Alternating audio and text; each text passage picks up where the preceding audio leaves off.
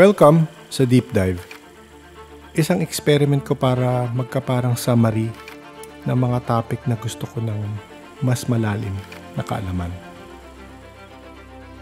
Ito ang Tagalog version. Mas maikli sa English version pero baka mas ma-appreciate ng iba.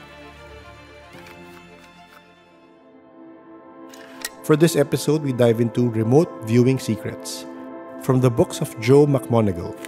Sources are Remote Viewing Secrets, a Handbook, and the Stargate Chronicles Memoirs of a Psychic Spy. Kumusta? Para sa iyo, pag-uusapan natin ngayon ang isang medyo controversial na paksa, remote viewing. Oo, medyo intriguing to. Meron tayong dalawang source dito, isang parang handbook sa techniques, tapos yung memoir mismo ni Joseph McMoneagle.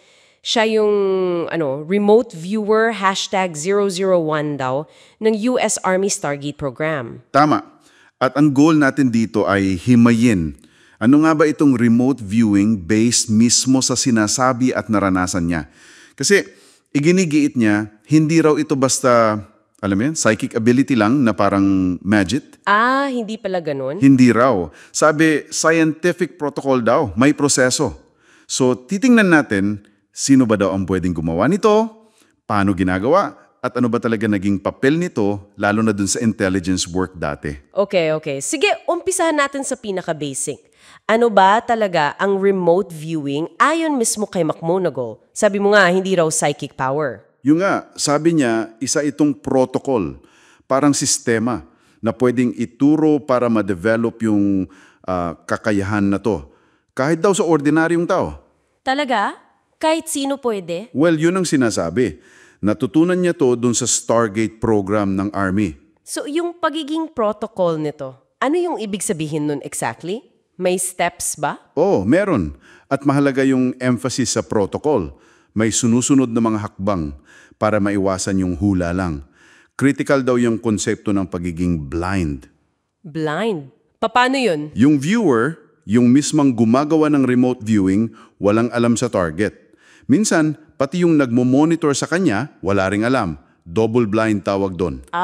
Okay. Gumagamit sila ng parang coordinates lang o kaya silyadong sobre para hindi ma-front load. Front load. Yung mabigyan ng clue. Eksakto. Para masigurong yung info galing talaga sa RV, hindi sa hula o sa binigay na clue.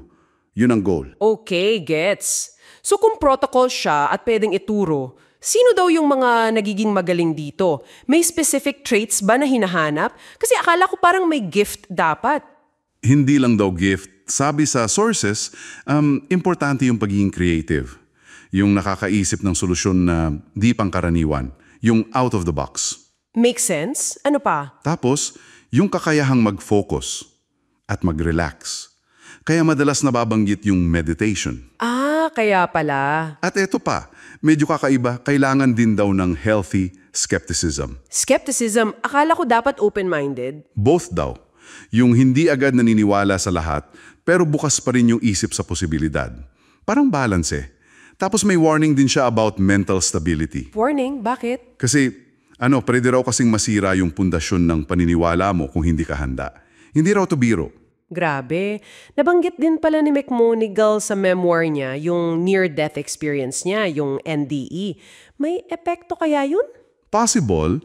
Hindi naman sinabi na yun mismo yung source ng ability niya. Pero siguro, yung NDE nakakontribute sa pagiging mas bukas niya sa mga ganitong bagay. Alam mo yun? Oo nga. Parang mas open ka na sa mga di-ordinaryong experience pagkatapos ng ganun? Siguro. At mukhang importante yung openness na yon sa field na to. Okay. So, may mga taong may potential. Paano naman yung mismong proseso? Sabi mo may steps, may exercises ba? Narinig ko yung Controlled Remote Viewing or CRV. Ano yon? Oo. Yung CRV, specific methodology yon. Parang step by step talaga para ma-structure yung pagkuha ng info galing daw sa subconscious. Tinatry i-bypass yung analytical mind. Parang tinetrain mo yung subconscious mo? Parang ganun nga. Pero ito inamin din mismo ni McMoneagle na hindi ito perfecto. Hindi. Foolproof? Hindi raw. Mahina daw ang RP sa pag-identify ng eksaktong oras o petsa, yung timing. Pati yung pag-locate ng isang bagay sa mapa, mahirap daw. So may limitations talaga. Oo. Tapos, madali raw ma-influence ng emosyon o ng sarili mong alam na pwede kang mag-jump to conclusions agad. Kaya sobrang importante daw yung metikulosong record keeping. Isulat lahat. Kasi madaya daw ang memorya.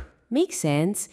Teka, may nabanggit din siyang research yung parang may kinalaman daw ang performance sa local sidereal time o LST.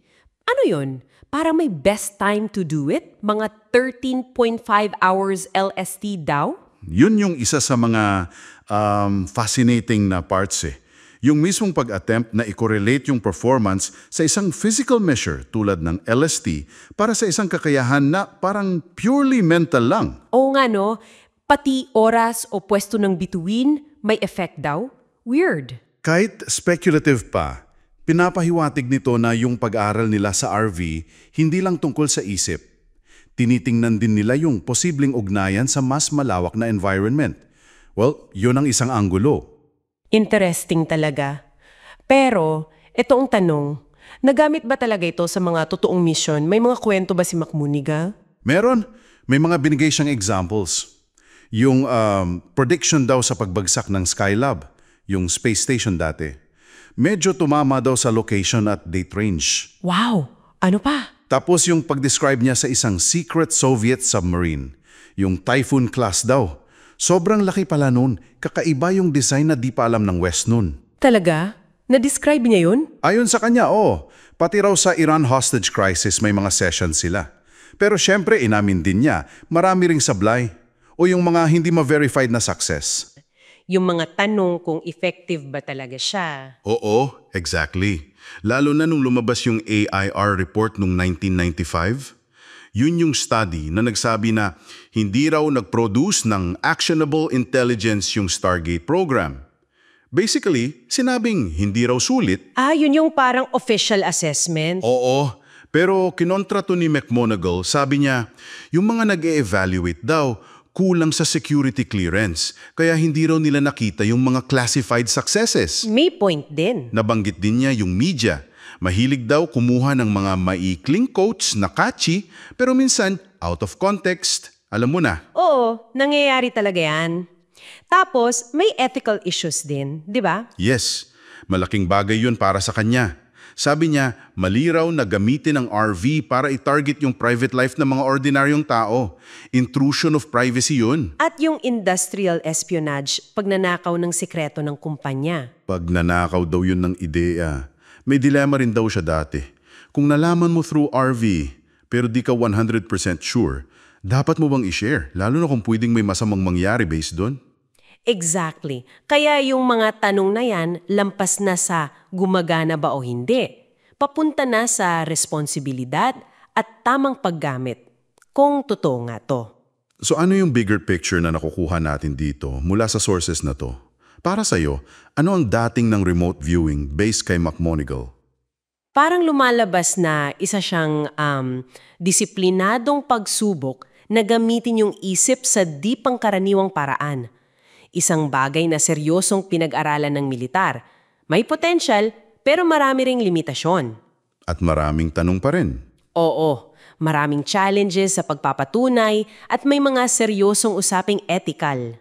So hindi siya yung parang superpower sa movies. Hindi. Mas mukha siyang proseso na kailangan ng structure, tamang mental state, yung open ka pero critical ka pa rin. At saka yung pag-isip sa etika. Disiplina at pag-iingat ang kailangan, hindi magic wand. Okay, so iiwan natin sa iyo itang tanong. Kung totoo ngang posibleng makita o maramdaman ang mga bagay na malayo sa espasyo o oras, gamit lang ang isip, ano kaya ang mga implikasyon nito? Oo nga, hindi lang sa intelligence gathering, kundi pati sa pag-unawa natin sa consciousness, sa connection natin sa isa't isa, at sa nature mismo ng reality. Malaliman na usapan na yan. Talaga, maraming dapat pag-isipan hanggang sa susunod nating pagtatalakay.